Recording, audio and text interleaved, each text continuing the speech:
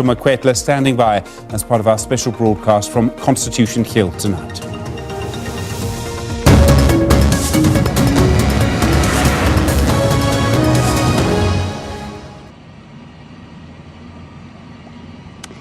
Well, thanks a lot for that, Stephen. As you say, a special live broadcast for the next hour. We continue our conversations with various stakeholders. I am co-anchoring with Desiree Chauke, looking at various factors of this. We'll look at the history of incidents of xenophobia, where and why, and also delve into what efforts are being made, Desiree, by various members of the South African citizenry and population to stem this a very, very nasty phenomenon in its bud.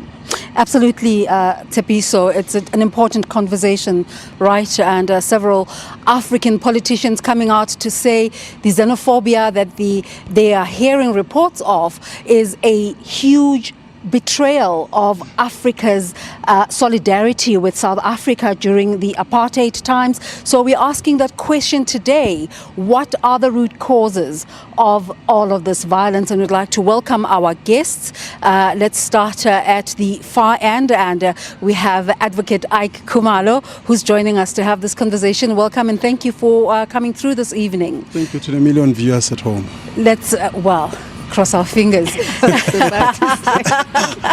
And let's also welcome Dr. Kingsley Makhubela. Thank you so much for making the time. Thank you, Desiree. And we miss you, Manelo. Where are you? Thank you, Desiree. You're here to talk to us about a musical that you're working on related to xenophobia, but obviously we'll also touch on industry matters relating to this conversation about xenophobia. And perhaps maybe let me start with you, Advocate Khumalo, just from a social perspective. Desiree was saying just now that this really is a stain on South Africa's history, but I think a public shame for the governing party, the African National Congress, because having fought for liberation through the help, the degree to which some will argue at the moment how far it really went, but a united Africa coming together to help free the people of South Africa. Is this an opportunity to rework our democratic model, to look back at society that we've built and the society we want to build? Let me say this. It is a shame on the ruling party to unleash foreigners on the South African people. You mentioned, Desiree mentioned that it is a betrayal. It is not a betrayal. You know, the African continent, they are solving their socio-economic conditions at our expense. They're dumping their people. They're not doing what they're supposed to be doing. And when you say that they helped us during apartheid, very few countries helped us. Let me tell you this. In 1977, if I think, 20 students, ANC sent 20 students in Nigeria. There was an uproar, people complaining, saying they are here to steal our wives. You know, one student was poured with acid on his face. They had to be rescued. Almost all these African countries, they've expelled us. You mentioned Mozambique, they've expelled us. They closed the camps. Swaziland, they've expelled us. Zimbabwe, they have expelled us. Lesotho, you know, they provided intelligence service to the SADF. You know, that's why people like Bohani, they were attacked there. So most of these African countries, they never helped us the way they claim that they've helped. And we are helping them now. We're investing in African countries. We are investing in MTN, you know, in ShopRite. You're not benefiting. They can trash those companies. We're not benefiting the way, you know, we're supposed to. Let me tell you this. You have APLA, you know, you have MK. They fought more in Zimbabwe struggle. They fought more in Angola. Not here. You've never seen them firing a bullet here. So when people saying that we've betrayed them, actually, it is a conspiracy of these African countries to conspire against us. You know, they send their people here, and while you look back, Nigeria, they have expelled Ghanaians. Ghanaians have done the same. Angola, they are expelling foreigners. Kenya, they are doing the same as we speak. They are expelling foreigners. We cannot allow our country, you know, to be overwhelmed by drug dealers, and when we complain, we are told that we are xenophobic. What part of xenophobia is that? Dr. Makhubela, if we take our history back to just 25 years ago, and when the new dispensation came in, And you worked with former President Thabo Mbeki, and he has largely been blamed for this collegiality towards African countries. His African Renaissance policy encouraged working together with Africans. What kind of conversations would have gone on in terms of how we regulate the entry and movement of people from other countries into this new democratic South Africa? Can I first respond to what Ike was saying? You know, I lived in exile. I spent the best part of my young age in exile. My experience with a lot of African countries, indeed, they supported us. You know, Agostinho Neto said, when Angola was free, he said, Angola é trancher firme da revolução in Africa, meaning that Angola is a firm trench of the revolution in Africa. Provided centuries to all of us. Mozambique, Samora Machel provided a lot of support, military support to all of us. And Mozambicans were killed, Basutus were killed, Botswanas were killed by the racist apartheid regime. So they sacrificed a great deal. But despite that, this country was built on the sweat and blood of the migrant laborers from across the continent. If you remember Brayu's song, Istimela, it depicts the movement of people who came to build this country, industrialize this country, never got any benefits. Some of them, they retired in poverty in their homelands, never got anything out of this. And so I'm a beneficiary of the African solidarity. Are we being ahistorical? Is that what you're suggesting? No, we're not being. I think what we need to deal with is to put things in true perspectives. From my own perspective, the African continent sacrificed a great deal. I mean, I traveled with a Ghanaian passport throughout. Oliver Tambo had an Algerian diplomatic passport that he travels the world with. There was the African solidarity that we experienced to mobilize the world around. I mean, there were anti-apartheid movement throughout. Ibrahim Gambari, that I happen to know so much, a Nigerian, he used to chair the Special Committee Against Apartheid when I worked at the United Nations. You could see African solidarity each time there was something. We must, and I would encourage a lot of people to go and read a document that is called it's a document that ushered the negotiations, consensus resolution on apartheid and its consequences. The architect of the document was Oliver Tambo and Thabo Mbeki. It's very tempting to speak about documents and make it an academic conversation. But there's also the concern that socioeconomically people have lived experiences where they suffer poverty at the hands of what Ike mentioned now as South Africans paying for something that they never really underwent. And the majority of the people, they were in camps. No, let me explain. Well, I was in exile. I can tell you where I was. Let me explain something that we should not justify as a society. Our economic and social conditions are not necessarily a prerequisite to vent out the anger on fellow Africans. I have studied ethnicity as a phenomenal conflict, and I'm afraid if we start politics of identity, we're going to turn against each other. We're going to look at which language do we speak. I mean, as it is, I was reading weekend newspapers that in Katlehong, vigilantes are starting to be made, set up roadblocks to check if these people are really indeed South Africans. Now, how are we going to identify what we call us, one of us? What is that us? Perhaps, Dr. Makhubele, let me jump in and ask Mr. Twala here. You are one of those who's been an activist here at home during that time in the liberation struggle.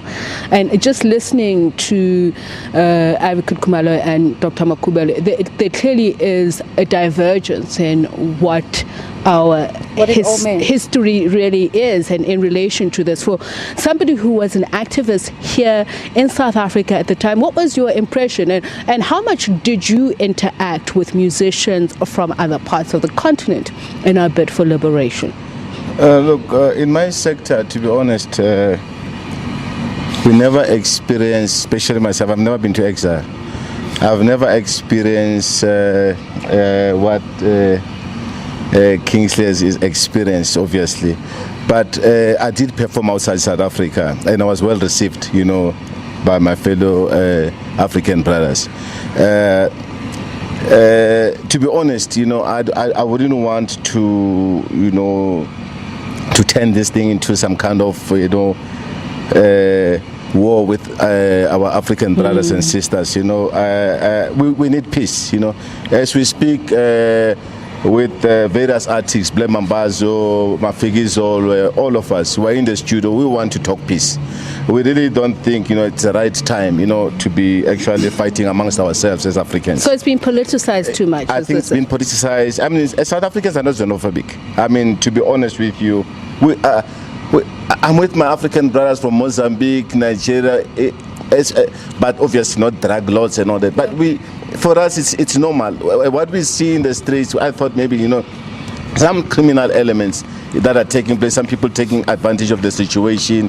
But as you advocate peace in your processes of putting together your work, what kind of issues are you seeing are you highlighting through this process to say these are the things we need to confront as a society? Well, I think there's been a problem of drugs, which foreigners, to be honest with you, there are Nigerian drug lords in our country who are killing our people, that we cannot condone. But there are good African people, I mean, I know one, I mean, our deputy, what's his name, Zimbabwean,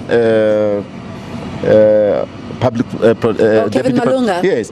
We have a lot of Zimbabweans, like professional people in our country. Not all of them, you know, are drug laws and all that. Hence, I'm saying that, you know, it's important for us, you know, to try not actually like see all Africans, you know, as being problem. So, Mr. Khumalo, what for you is the solution? This is before that. This is not a war against African brothers. You know, that's the problem with the misdiagnosis of our politicians. When I have our people raising this problem, they are called, they are condemned all the time. Nobody listens to them. And before I continue, the good doctor here clearly has never heard of Komati Peace Accord between Samora Machel and P.W. Porter, where they closed the camps, you know, where they expelled our comrades. In Swaziland, Swaziland was a very hostile country. But anyway, our government needs to listen to our people more. You know, we cannot suffer because 2 people went to exile. You know, then 20 million Nigerians come here, Somalis, and even people who never fought, who never helped us. Some of these countries, they were in civil war from day one. They could not have helped us. You know, they bought more bullets, you know, than bread. They bought, you know, so now we're supposed to accommodate the rest of Africa. And when we do what the other African countries are doing, I mean Kenya now, you know, they're expelling people who are unnecessary into their countries. We cannot receive people who are coming here, adding no value, no specialized skills, people coming here, jumping borders to sell tomato. But we have surplus of tomatoes. Are you not generalizing the... I'm not generalizing. And I asked this I'm question. talking facts. Yes, but let's talk about facts. Do we have figures? Do we know how many foreign nationals are in this country?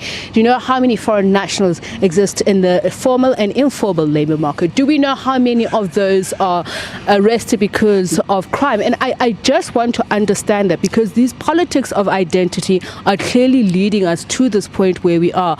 Are we going to give criminality a nationality? Is that what is important? Let me tell you this, empirical evidence. Go to Joburg Jail, go to Hillbrow Hospital, go to Baragwanath, you know, you'll be far back, number 70,000 in front of you. There are people who are not supposed to be here. People come from Zambia to do operations as Steve Biko. And we must object to that and say, you know what, you must fix your countries. And there's this notion that people are generalizing all the time. You know, statistics are based on generalization all the time. You can never be precise to the point. And if, you know, there are... Let me say this. Because you said that you quoted the number. You said 20 million Nigerians. When you're insisting on being factual, this is why I'm raising it. I was just making an example that's saying, like, we cannot suffer, be it 20 million, be it 40 million, it's neither here nor there. But what I'm saying is that the number of people that went to exile, is compared to the people who are coming here. And people who are coming here, these are not Thomas Sankaras, these are not Julius Nyereres. They are people who are coming here to compete with our people. They want houses. You go to the east of Joburg, you go to Cape Town, these are people and who are not adding no value. Let me ask you a question. Have you ever seen Nigerians going to work? Where do they work? But there are many professional Nigerians in this country who are in our industries. I go to UNISA, I go to the University of KZN. Most of these guys who are coming here, they've got fake qualifications. They're not vetted from their countries. They're fake doctors. And we're supposed to be calm. We're supposed to keep calm. We're supposed to unite. We are told that we must unite. Funny enough, we are uniting in this country. We're not uniting in Nigeria. If us, we went to Nigeria, we went to Burkina Faso, all of us, with no visas, no papers, and we started selling drugs to their kids, inject them, kidnap them. I'm telling you, Dr. they will put us at midnight. Last week, we saw the president of Rwanda, Paul Kagame, pull out of the World Economic Forum on Africa, and Zambians deciding to boycott. Do you think that African leaders missed an opportunity to have a proper conversation on how a solution can be brought about collectively? There's a global concern. As I was coming here, I was listening to the Human Rights Commissioner speaking about what is the United Nations Human Rights Commissioner speaking about what's happening in this country. There's a discussion at the diplomatic level with our embassy. Remember, our envoys, they interact with more than countries that were supposed to have participated here. So there is a dialogue around what's going on here and how we're addressing these issues. As I regard myself always as a soldier, it would be insubordination to say Samora Machel really betrayed us. Samora Machel has been the fighter for liberation, inspired most of us to go into exile, advocate. I don't share that. I've been Do you know Nkomati Peace Accord? Oh yes, I've been at Samora Machel's house when he was still alive with Graça Machel and the children, and we'll sing freedom songs. The Nkomati Accord was a strategic, in any war you have a strategic initiatives that you take to manage the conflict. Not only in Nkomati, Angola did the same. A lot of countries have signed agreements with the apartheid regime, but they kept on supporting us. That's helping us. They kept on supporting us. We were housed by them. They sacrificed. Samora Machel lost his life mainly because of his support for this country. But this was with an end game. You were going to fight in a struggle and go back home to a free South Africa. What is the end game with the influx of foreign nationals coming into South Africa? Remember, Desiree, as I said to you, this country was built on the sweat and blood of all Africans. Industrialization of South Africa took a lot of Africans. A lot of people sacrifice resources. Take Lesotho, a small kingdom, was surrounded by the racist regime to topple Jonathan Liabua and install their own puppet military regime there because he supported the liberation struggle. A lot of Basutus were killed in the process. It would be unfair really to say they never did anything for us when they sacrificed with their lives. Now it's good to find a lot of peacetime revolutionaries who can shout revolutionary slogans. But there are people who sacrifice with their life, and I think we should honor those people. Okay, let's talk about honoring those people. Desiree asked the question, what is the end game? Mr. Twala, I want to talk about young people. The young, yes, Advocate, we'll come to you in just a moment. So I just want to come to this thing of what is the role of South Africa in a broader Africa. Remember, we speak about the consolidation of the African agenda. We are not an island. We're integrated within the African continent. We're not an island, but we're not the big brother. We're not the big brother either. But we are a partner in dealing with issues and identifying problems. I have been a presidential envoy to Somalia, the most conflict area. A great deal of respect that people have shown for South Africa to help in providing solutions to the conflict. It's so huge.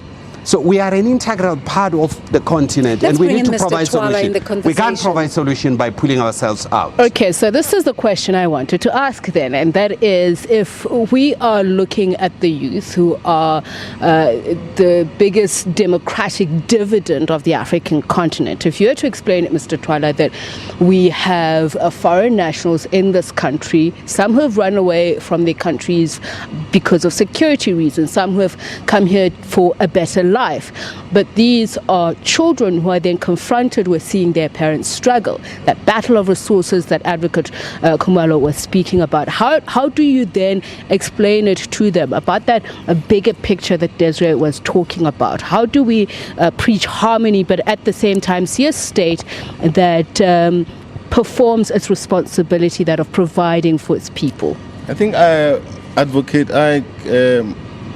said a number of things which I would agree with him. But in terms of us not finding peace and unite as Africans, I think that's fair for me. Not good. But I'm an African, you know. My father is from Mozambique originally, and when I hear someone, you know, talking, Hey, Chigo, you must go back then. And chances are that's the case you with know, most South yeah, Africans. my father, yeah, exactly. And most of us actually, you know, I have a friend. Our origin can be traced back somewhere on the continent. I have a friend who has a daughter with a Nigerian, you know. So, I mean, for me, to be honest with you, I'm really concerned if we're not going to talk peace. I mean, I was watching a documentary in Israel. Everyone is chasing black people outside. I mean, I thought Africa is for Africans, you know. So how do you explain it to a young person? Obviously, to be honest with you, I will. It's very difficult actually to explain to kids when we're actually not united. But my would be to actually talk peace. We must actually encourage our kids to actually love one another. Zambian, Nigerian, all of us, we need to actually encourage them to love one another. I wouldn't actually encourage my kids to actually look at the Zambian, Nigerian as an enemy. It's Definitely, a special broadcast on I wouldn't do SABC. that. We're having a conversation about the violence that's been taking place in the past few weeks and trying to figure out what the root causes are. Stay with us as we continue this conversation after this break.